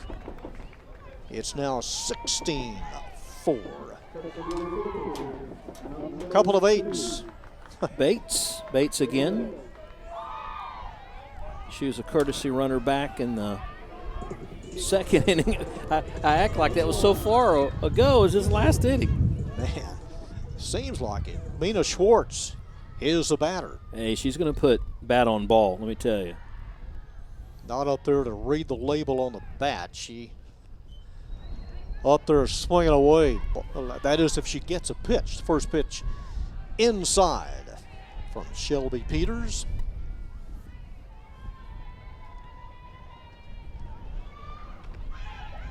And that, let it go. I thought she may have been close enough for the umpire to call a strike, given the things that have happened this inning. I mean, yeah, if it's close, man. That's not close. Ball 3. We have met the enemy, and it is us this inning for the Lady Vikings. Let her swing. Give her the green light. Here's a 3-0 pitch. She does. Did. Oh, man. 1 run home. 17-4. As Schwartz with her 3rd hit. It's the Schwartz-Garza show tonight. It's 17-4, the 12th run this inning.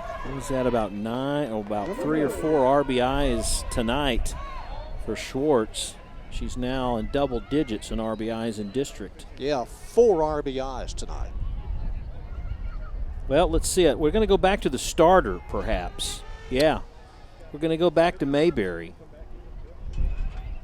as a starting pitcher. Let's let our stations down the line identify themselves.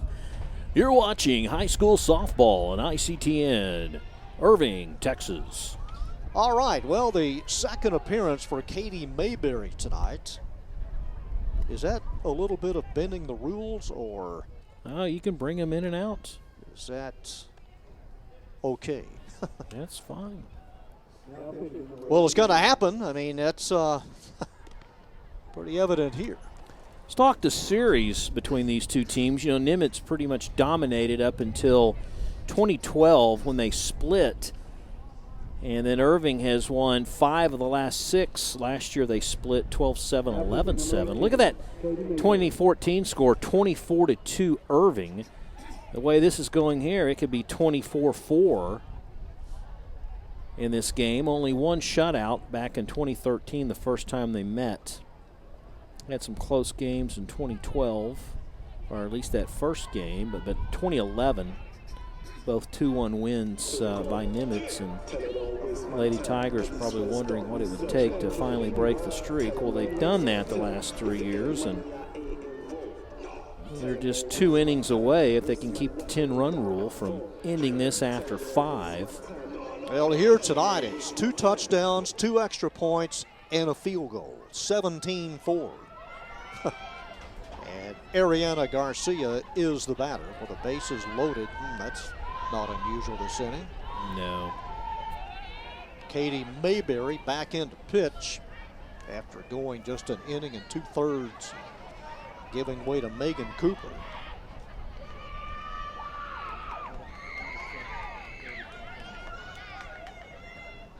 And that pitch over but high. And the count 2-0.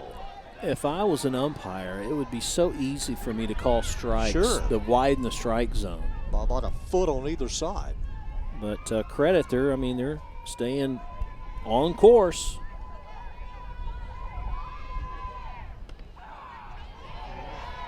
That pitch looked inside. It's called a strike. And it's 2-1. Maybe she heard me.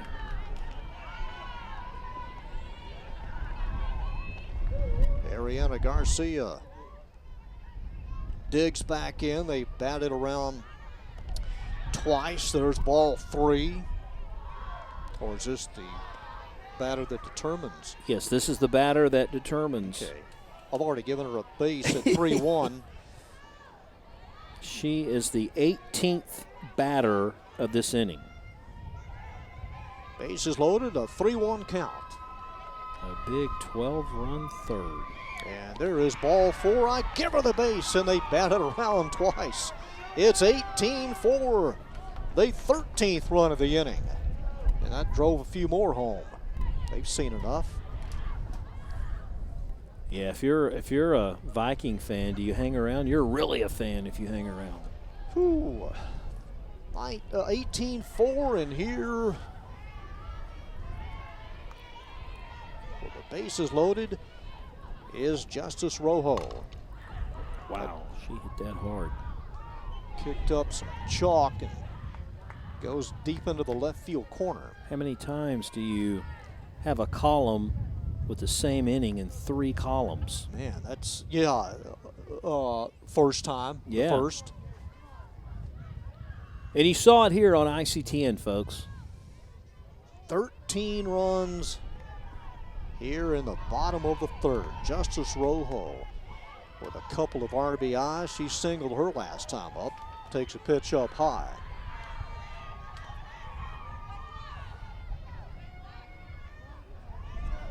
All rules are off. You go overhand. You throw overhand and just turn it into a sandlot game here. Rifle foul. That almost took out Coach Luttrell. That's the Josh second. over there at 3rd. That's the second time that at this at bat she really got out in front of it, really turned on it. So the count at 1-2. Katie Mayberry will look it in. Franco gives her the target. For the third baseman, Jones, and with every base occupied, steps on top of the bag in the area for the force, and there is out number 3. And mercifully for the Lady Vikings, that will end it, but not before the Lady Tigers come up with 13 runs. It is 18-4 in favor of the Lady Tigers, and the discussion here, will play on, or is that it? We play on. It's got to be 10 after 5. I don't think they have the. I don't know if they have the option to just call it now or not, but Nah, they'll keep playing for sure. Well, congratulations to former Irving Tiger Grant McCasland on being named head coach at Arkansas State. The ex-Tiger was on the Baylor staff. It's his 3rd head coaching job, having led the programs at Midwestern State and Midland Junior College. So Baylor kind of whiffed at it there in the first round of postseason. In March Madness, been a lot of upsets, and in 2016, it's been a fun tournament. I think no one has the chance of predicting it correctly after, 2 days? yeah, Everything's out the window. not so much fun for Baylor or Texas Tech as Yale disposes of Baylor. Georgia State wiped them out last year. So we gave Nimitz the option of just calling it off here, but they're going to come up here in the 4th inning. It's a 15-run rule after 4. And Rayleigh Garza now with a 14-run lead. We needed one more run. And for Nimitz, it'll be the number 9 hitter, the left fielder, Marissa Gonzalez, to lead it off. Another Big 12 team eliminated this weekend, West Virginia. Now those Lumberjacks in Nacogdoches, Stephen F. Austin, a lot of people predicted the Lumberjacks would give them fits. That coach for 4 years has won it all down there. Yes. He's one of the best coaches in the state, like the football coach at Houston that nobody talks about. Right.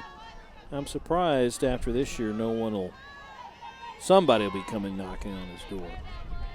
Feel sorry for Nacogdoches or Stephen F. Austin. You know, it's one of those programs that a coach can get his head start and make a name for himself, and then he's gone. Mm-hmm. Southland Conference, not a lot of money, to pay their coaches to stay. So SFA advances. A swing and a miss on a ball down low, and Gonzalez is now even in the count. Valerie Shasted on deck. If the Longhorns can win, and they're losing already, and the Aggies win, they could play each other in the next round. Just what was it this week that the Aggies and Longhorns had a men's baseball game down at College Station, and the Aggies had a walk-off, and then they almost got in a brawl afterwards. You miss those rivalries. It was worth the wait. Yes. Count even at 2 on Marissa Gonzalez. For Nimitz, a run in the first, another run in the second, a 2 spot in the third. But just the way this girls' district shakes out, that, it would not be surprising to once again see all 3 Irving schools make postseason. They did it for the first time in history last spring, and it seems to reason that no matter what happens, they'll probably do it again.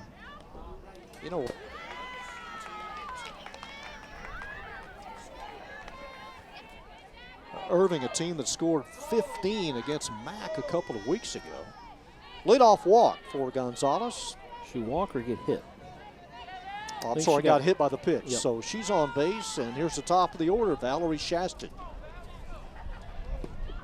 Number 12, Valerie is 1 for 2. 5 hits total for the Lady Vikings, who came in with a 9-8 record. A perfect 3-0 in district.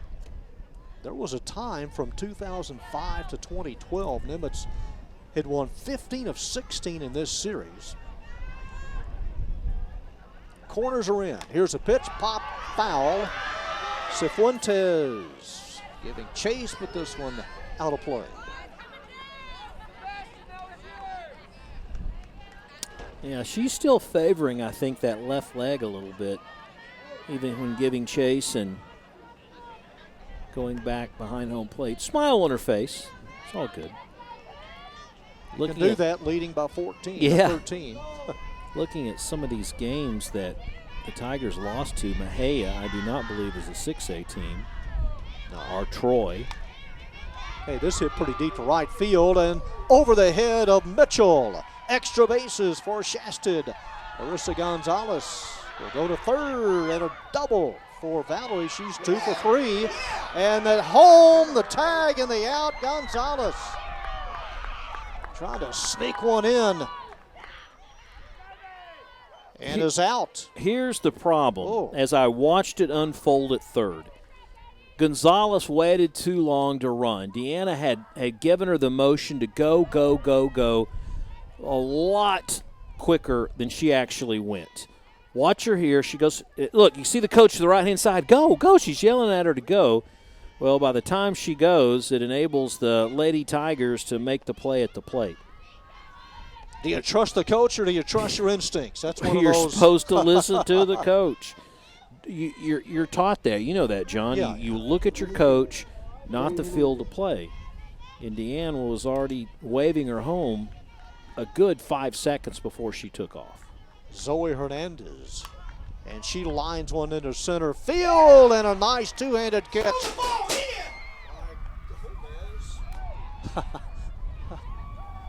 Gomez out in center field records out number 2. And Allie Jones is the next batter. Gomez got a good jump on this off the bat of Hernandez. Watch her go to her right and see she used that other hand to cover the mitt. Remember what we said earlier in the Lady Viking mishap. Used 2 hands. She put the other one over there, covered it up, showed the umpires that she had caught the ball, and then gets it back in play. It's one of the hardest hit balls all night. This one in foul territory on the first pitch served to Allie Jones. Yeah, that Hernandez line drive was smoked, and Gomez didn't have hardly any time at all to react and was able to make the play. 2 outs. Allie Jones is 1 for 1 with an RBI. 2 outs. And lines one hard into center field. One hop to Gomez, who sends it back home. It gets away briefly from Cifuentes, and that allows Jones to take second, but it's a single, and Jones is a perfect 2 for 2.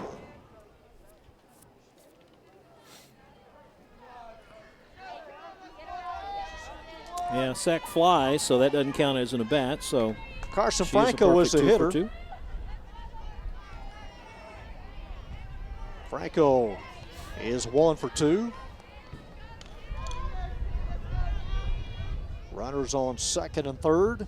Number 10, Carson Franco. The question is, can the Lady Tigers get out of an inning without giving up a run? Now let's see. Garza, a comebacker on one hop. And the underhand toss to Justice Rojo for out number 3. For Nimitz here on the top of the 4th. No runs on a couple of hits, and they lead 2. So with an 18-4 lead, as Nimitz will take the field, we'll go to the bottom half of inning number 4. If they get 1 run, is it over? That's the question. While we got the opportunity, let's go ahead and thank our sponsor for the ICTN Game of the Week here at Lady Tiger Field, Gerald Stavely Dry Cleaning, the charter sponsor for the ICTN Game of the Week. They've been with us since day 1, back in the early 80s, when John and I were still youngsters. So young. So young. Impressionable. So naive, yes. We appreciate the Stavely family and their support for ICTN and the Game of the Week here. As we go to the bottom of the 4th, a 14-run lead. 1 run would give it that magic 15. As you take a look at some of the Lady Vikings out warming up, and Mayberry will stay in at pitcher, who started this game for the Lady Vikings. I look at the Lady Tiger schedule and some of the teams they've played, and man, they got shut out a few times in Frisco and Summit, and they turned around and tossed a shutout themselves, and then they lost another shutout. So those runs have been hard to come by a few times, and it's been a long season for Irving, but tonight they put it together, albeit we know the Lady Vikings have made their fair share of mistakes that have opened the floodgates. But the one thing I think, if you're a Tiger fan, you got to feel good about the aggressiveness of how they've been. Even, with a 10, 11-run lead, they still come up there swinging and not setting back so much. And in this particular order coming up here in the 4th, John, is fun to watch with Gomez, Rodriguez, and Gillespie. Oh, I agree. I mean, you were down 2-0 heading into the bottom of the 2nd. You score 5 runs to take the lead. Hang 13 on the board, and a leadoff single here in the bottom of the 4th. Another hit tonight for the Lady Tigers. You've heard this saying before, save some runs and hits for the next game. Yeah, it's like those 50 points in football. Save about half of those for Skyline. Yeah, when you need it.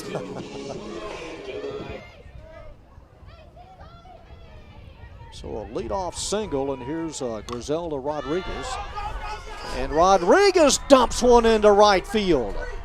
Daisy Gomez will move up to second. And that's a 4-hit night for Griselda Rodriguez. 4 hits. Again, aggressive. First pitch, boom. Didn't get a chance to brag on her and how well she's been hitting the ball tonight. What does she do? The very first pitch right down the line. Spence tries to get to it and can't. And number 8 there, the designated hitter, has quite a night tonight, 4 for 4. And, John, I'm looking at the score sheet tonight, and there's not one player for the Lady Tigers who have not scored at least 1 run. Yeah, I was about to say that very same thing as they show bunt and it's taken for a strike. Yeah, I was double checking between innings, and you're right. They have all come around to touch the platter. Now Gomez getting up a little gingerly. At the plate, Mara was supposed to, or Gillespie, yes, Mara Gillespie was supposed to lay down a bunt sacrifice. She didn't do it. The runner's in a delayed steal. One of those, Gomez, taking off from second, slid into third a little awkwardly.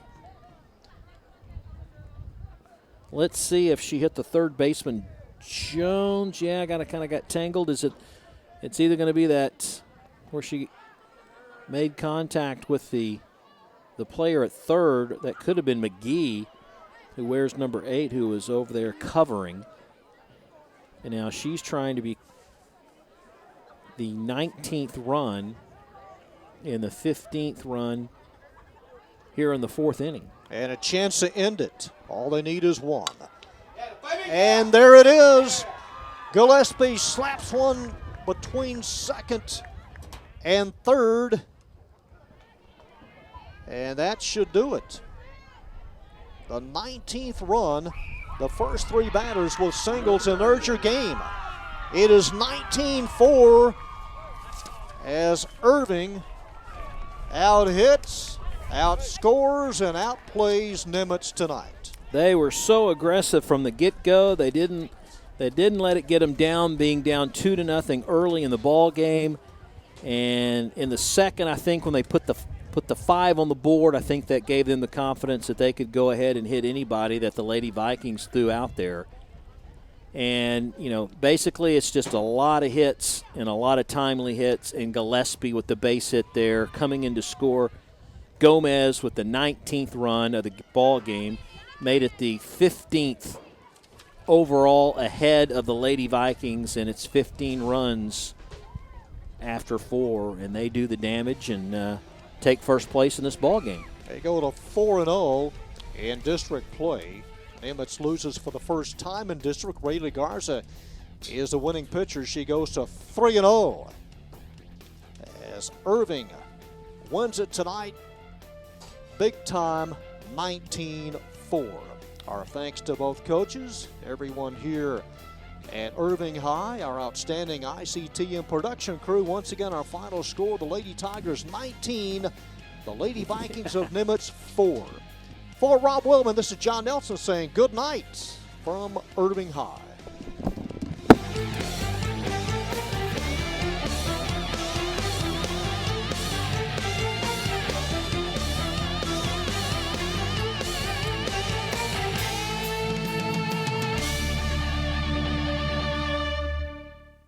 Irving Game of the Week has been brought to you in part by Gerald Stavely Dry Cleaning,